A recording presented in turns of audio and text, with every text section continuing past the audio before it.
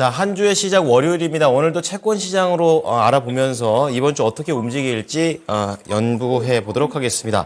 하이투자증권의 김명실 연구위원입니다. 안녕하세요. 네, 안녕하세요. 네, 자 우선 현재 채권 시장의 흐름 어떻게 보셨습니까? 네, 최근에 미국 국채 금리는 상승 흐름들이 두드러졌습니다.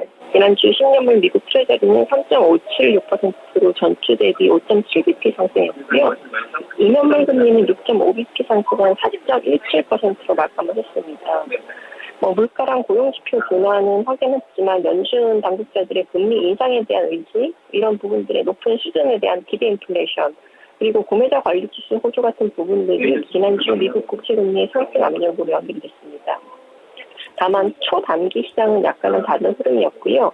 아시다시피 미국의 국채 한도 협상 시한이 당초 예상한 8월에서 6월로 앞당겨질 수 있다는 우려가 안전자산 선호에 대한 분위기를 조성하면서 초단기물 국채 금리를 끌어내렸습니다. 국내도 비슷한 흐름들 이어갔고요. 연준의 금리 인상에 대한 부담감들 때문에 주 중반까지는 금리 상승 흐름이 두드러졌고, 주말 이제 한국은행의 금리나 기대감으로 인해서 금리가 다소 급락하는 모습들이 나타났습니다. 네, 자 시장의 전반적인 흐름을 간략하게 요약을 좀 해주셨습니다. 그럼 채권 시장에도 여러 가지 이슈들이 있었을 텐데 이러한 내용들하고 주간 전망 어떻게 하고 계십니까? 네, 이번 주 키워드는 미국 통화량 감소 현상에 대한 재고가 필요하지 않을까라는 시점으로 보이고 있습니다.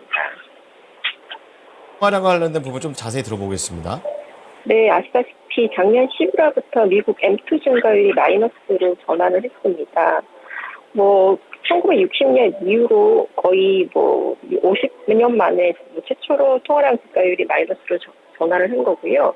M2가 전년 대비 감소하는 모습은 역사적으로 이대한 상황으로 분석이 되고 있습니다. 특히나 최근 2년 연속 감소하고 있는 모습들은 결국에는 인플레이션과 통화량 증가율 간의 시차를 두고 상관성이 있다라고 해석을 좀 해볼 수가 있을 것 같습니다. 2020년 8월부터 M2 잔액 역시나 장기 추세 하회 현상들도 두드러졌습니다. 그 하회폭은 23년 2월달 정점을 찍었었고요. 인플레이션 안정에 초점을 맞춘 연준의 통화 긴축은 소비자 물가 상승률을 9%에서 5%로 떨어뜨리며 소정의 목적을 달성했지만 이와 더불어서 의도치 않게 M2 잔액을 역사적 추세선 이하로 떨어뜨리는 결과를 만들어냈습니다. 만약에 이러한 M2 잔액의 장기 추세선 하회가 연준의 의도가 아니라면 미국 내에 이 문제는 심각해질 수 있다고 보여지고 있고요. 이러한 상황에서 연준이 현재 강력한 긴축 정책을 유지하거나 추가 인사 금리 인상을 강행한다면 급격한 통화량의 감소가 장기간 유지되면서 결국에는 통화 정책의 기조가 급변했던 1970년대 전후의 위험이 반복될 소지가 커트인다고 해석을 좀 해볼 수 있을 것 같습니다. 물론 적당한 통화량의 감소는 인플레이션 제어에 효과적으로 작용할 수 있지만 지금처럼 과도한 통화량의 감소는 인플레이션 제어뿐만 아니라 그 외 성장률과 실물 지표의 부담 요인으로 작용할 수 있고요. 결국에는 경기 침체로 유발할 수 있는 동력으로 작용할 수 있다고 봅니다. 그리고 현재 미국 통화량의 8개월 연속 장기 추세선 하회 현상은 과도한 통화량 감소 구간으로 판단이 되고 있고요. 지금 현재 미국 국채 10년 금리가 다시 3.60%대로 올라서면서 지금 미국 금리의 레벨은 3월 중순대로 복귀하는 모습입니다. 다만 유의미한 상승으로 보기 어렵다는 판단이고요.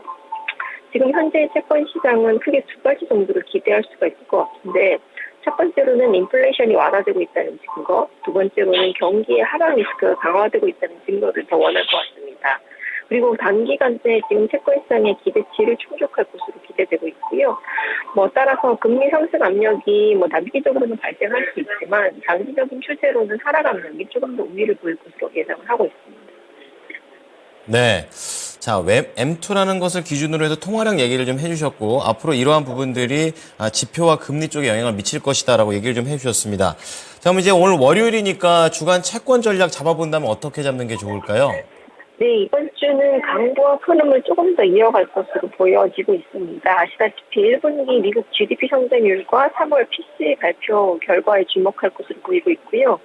지표 확인되고 나서 5월 FOMC에서 연준의 경기 판단과 향후 정책금리 방향성에 대한 예상을 조금 더 확실하게 해볼 수 있을 것 같습니다. 채권 시장은 경기 침체랑 추가 인상이라는 상반된 재료 속에서 FOMC 이전까지는 강보합 흐름을 이어갈 것으로 전망을 하고 있습니다. 네. 자, FOMC 앞두고 관련된 채권 전략들 잘 알아봤습니다. 감사합니다. 네, 감사합니다. 네. 자, 채권 플로우 하이투자증권의 김명실 연구위원이었습니다.